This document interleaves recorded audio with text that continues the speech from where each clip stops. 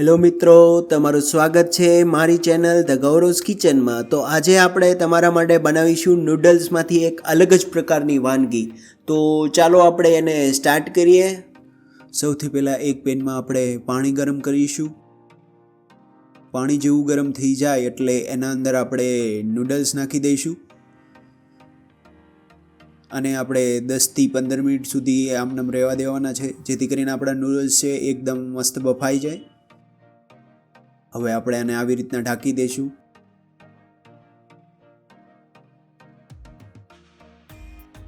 તો આપણા નૂડલ્સ હવે તૈયાર છે. હવે આપણે નૂડલ્સની અંદર જે વધારાનું પાણી છે એ આવી રીતના ચાણાની મદદથી આપણે કાઢી લઈશું એને.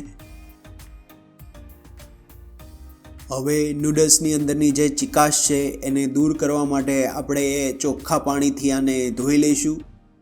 અને ધોવાથી આપણને એ ફાયદો થશે કે આની અંદરની જે ચિકાશ હશે એ નીકળી જશે. ત્યાર પછી આપણે આના અંદર 1 ચમચી તેલ નાખી દઈશું, જેથી કરીને આપણા જે નૂડલ્સ છે એ ખુલ્લા રહે અને એકબીજા સાથે ચીપકી ના જાય. તો તમે જોઈ શકો છો કે જે મારા નૂડલ્સ છે એ એકદમ ખુલ્લા બન્યા છે. હવે આની આપણે આવી રીતના નાની જે પેટીસ ટાઈપની હોય છે એવું બનાવી લઈશું.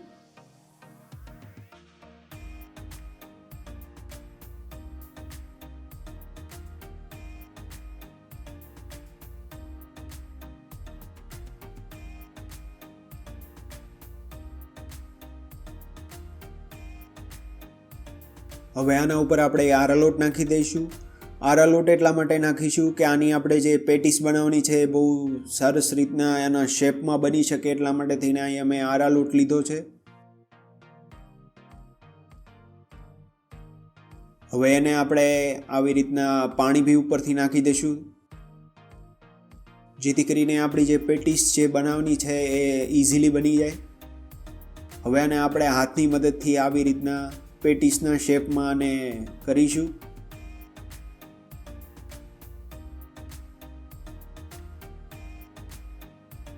મિત્રો, આ નાના છોકરાઓને બહુ જ પસંદ આવશે, કેમ કે આના અંદર નૂડલ્સ હોવાથી છોકરાઓ આને બહુ જ આનંદથી ખાશે. અને આ જે રેસીપી છે એ અલગ જ છે આખી, કેમ કે તમને આ રેસીપી કાંઈ જોવા નહીં મળે. આ મારી ખુદની પોતાની રેસીપી છે. તો આને આપ જરૂર ઘરે બનાવો અને પોતાના ફેમિલી સાથે આને એન્જોય કરો.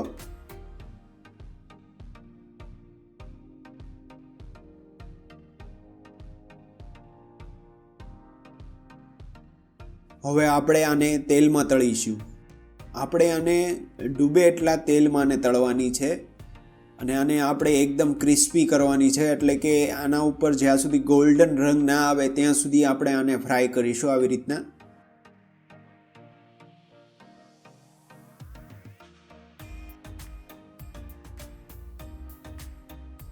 હવે આપણી જે નૂડલ્સની ટિક્કી હતી એ એકદમ તમે જોઈ શકો છો બ્રાઉન રંગ થઈ ગયો છે એનો. હવે આને આપણે આ તેલમાંથી કાઢી લઈશું.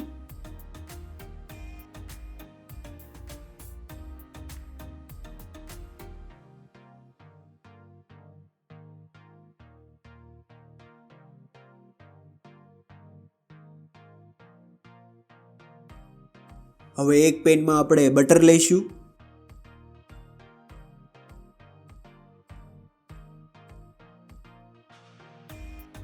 હવે આના અંદર આપણે સૌથી પહેલાં આદું નાખી દઈશું.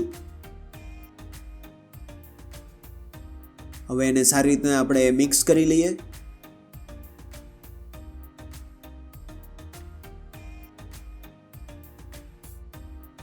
ત્યાર પછી આના અંદર આપણે લસણ નાખી દઈશું. આદું અને લસણનો ટેસ્ટ બહુ જ મસ્ત આવતો હોય છે આમાં, એટલા માટે મેં અહીં આદું ને લસણ લીધું છે.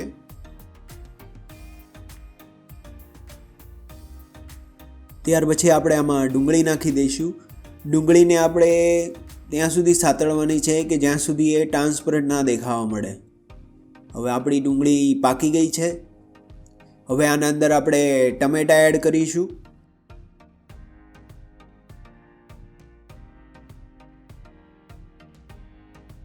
હવે આને આપણે સારી રીતના મિક્સ કરી લઈએ.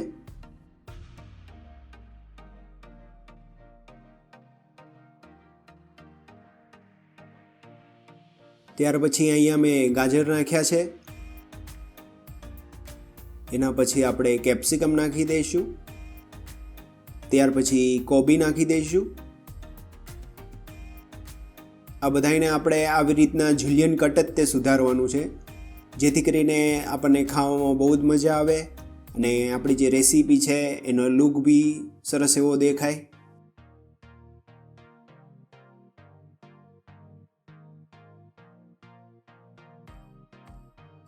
હવે આપણે આને ઢાંકી દઈશું અને કમસે કમ આપણે 5 મિનિટ સુધી ઢાંકેલું રાખશું, જેથી કરીને આપણે જે બી કેપ્સિકમ, ગાજર અને કોબીને નાખ્યું છે એ સારી રીતના પાકી જાય.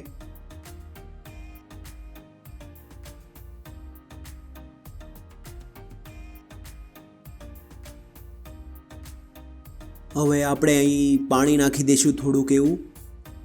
પાણી એટલા માટે કે આપણે આ જે બધા વેજીટેબલ્સ છે એ સારી રીતના પાકી બી જાય અને આની થોડી ગ્રેવી ટાઈપનું બી બની જાય, એટલા માટે મેં અહીં થોડું પાણી નાખ્યું છે.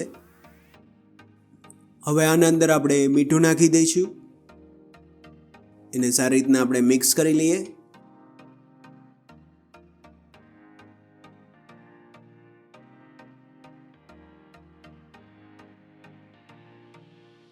હવે આમાં આપણે સોયા સોસ નાખી દઈશું,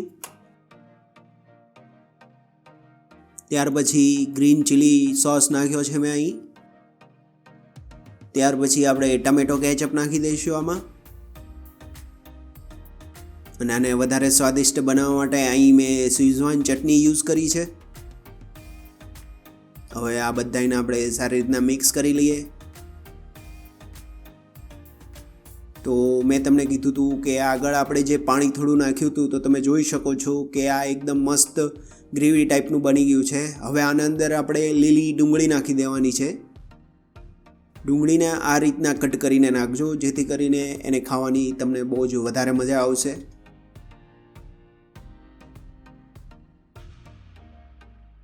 ત્યાર પછી અહીંયા આપણે કોથમીર નાખી દઈશું, એની બી આપણે મિક્સ કરી લઈએ.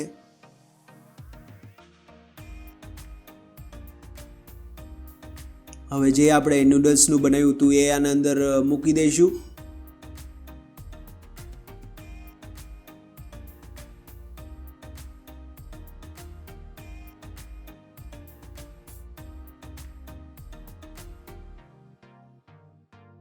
હવે આપણે ચમચ અને ચમચાની મદદથી આને ઉપર નીચે કરીશું, જેથી કરીને આપણો સોસ છે એ આના અંદર વધારે સારી રીતના જઈ શકે.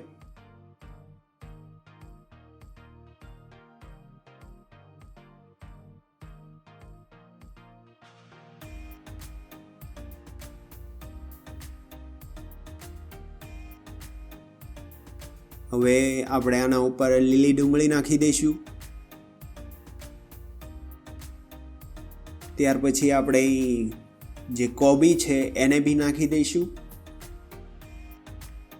હવે અહીં મારી પાસે થોડા નૂડલ્સ બી વધ્યા હતા, એને બી આપણે આને અંદર નાખી દઈશું, જેથી કરીને આપણને એક્સ્ટ્રા નૂડલ્સ ખાવા મળી શકે.